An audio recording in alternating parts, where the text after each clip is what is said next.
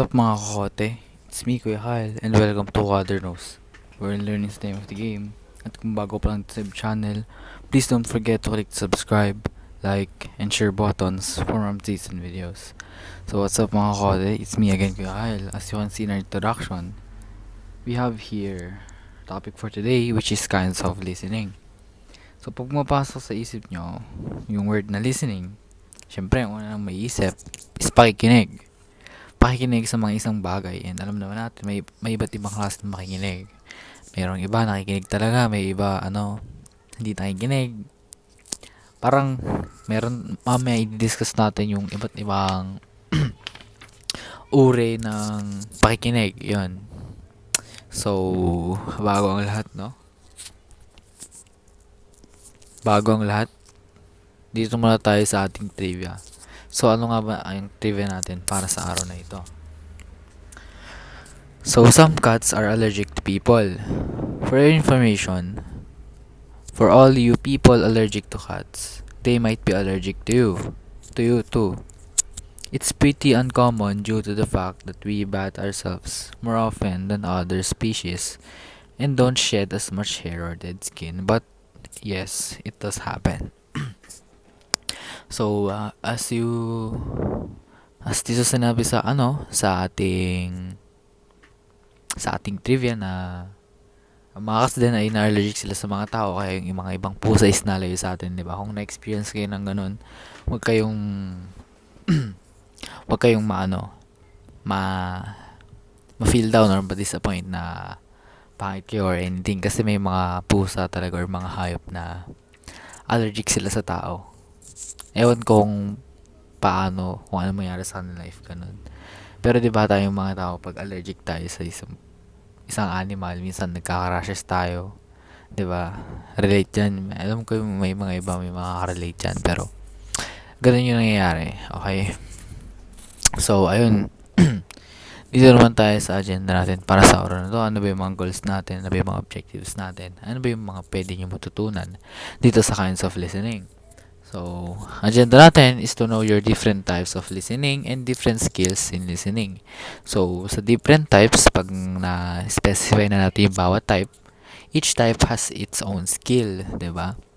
So, parang yung skill doon natin magagamit kung saan man type tayo minsan mapunta, 'di ba? Sa isang conversation, kung anong type of listening yon, and pwede nating ma-apply yung skill natin doon by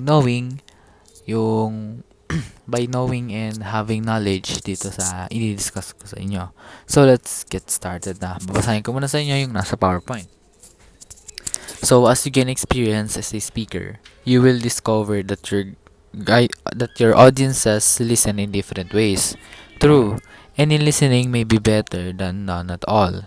But there are certain kinds of listening that get the best results. So, sasabi dito na as we gain experience na speaker, may mga bagay tayong iba't ibang na-discover sa mga audiences natin sa mga iba't ibang paraan, dahil yung pakikinig ay pwede siyang maging goods man or maging hindi. Pero dito yung mga kinds of listening. So, number one, we have voluntary versus involuntary listening. So, there are some sounds that you listen to by choice, and others you hear whether you want to or not. Involuntary listeners seldom make a good audience. You may win an initial hearing from listeners simply by talking loudly enough for them to hear. They listen at first without really choosing to listen. But unless you succeed very quickly in capturing their interest and in making them want to listen, chances are they will shut you out. Number two, we have casual and purposeful listening. So, a casual listener is the one who gives offhand, careless, or irregular attention to what you say. That person is likely to drift off unless you provide him or her with some good purpose for hearing you out. Remember that a purposeful listener may soon become a casual listener if you fail to recognize his or her purpose and help him or her carry it out. Casual listening is a very short step from no listening at all. Next up is disciplined versus motivated listening. So, fortunately for those speakers, some people force themselves to listen out of courtesy or habit or in some hope that they may get something worthwhile if they work hard at it.